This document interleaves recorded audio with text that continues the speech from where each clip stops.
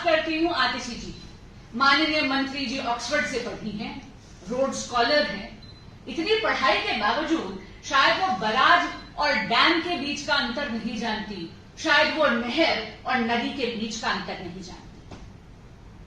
हथनी कुंड एक बराज है, ये बांध नहीं है।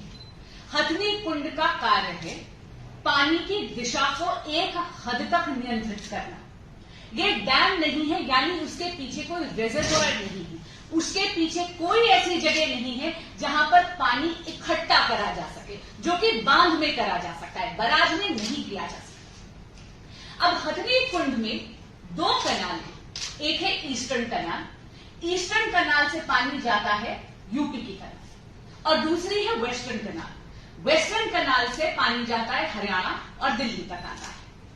अब आप ये देखिए कि जो ईस्टर्न कनाल है उसमें 4 से 6,000 क्यूसेक पानी जा सकता है, ये उसकी मैक्सिमम कैपेसिटी है। जो वेस्टर्न कनाल है, जो हरियाणा और दिल्ली के तरफ आता है, उसका मैक्सिमम कैपेसिटी है 15 से 18,000 क्यूसेक पानी। यानी बराज की, हथनी कुंड बराज की पूरी क्षमता है करीब 24,000 क्यूसेक पानी।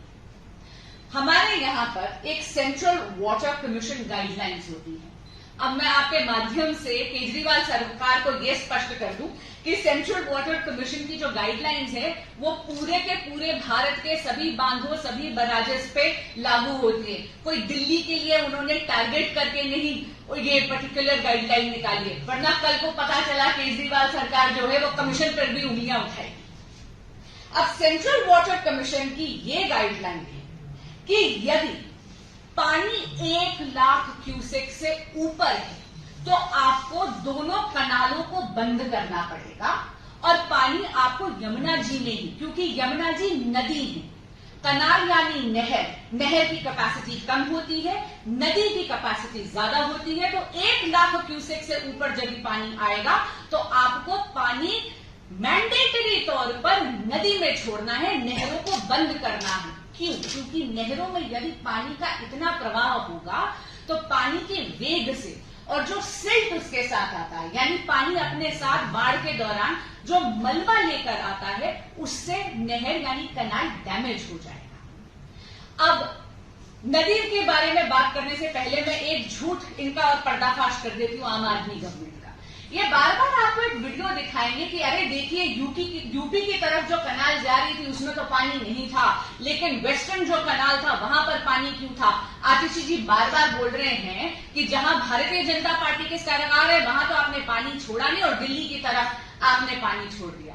मैं उनको बताना चाहूंगी, इतनी पढ़ी लिखी हैं, इतना विवेक है, इतनी ज्ञानी है, लेकिन क्या वो ये नहीं जानती कि जब आप नहर को बंद करते तो धीरे धीरे आपको नहर के डोर यानी उनके गेट उनको बंद करना होता है।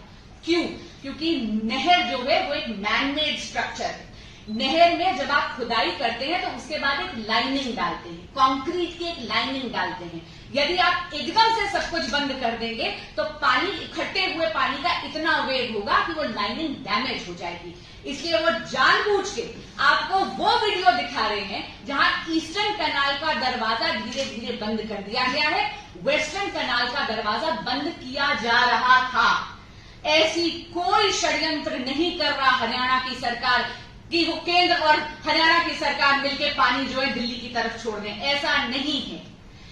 ये बात है कि जैसे मैंने आपको कहा एसओपी है, स्टैंडर्ड ऑपरेटिंग प्रोसीजर है सेंट्रल वाटर कमीशन का। 1 लाख क्यूसेक से ऊपर जब पानी आएगा वो पानी आपको मैंडेटरी तौर पर नदी में छोड़ना पड़ेगा, कनाल के दरवाजे यानी नहरों को बंद करना पड़ेगा।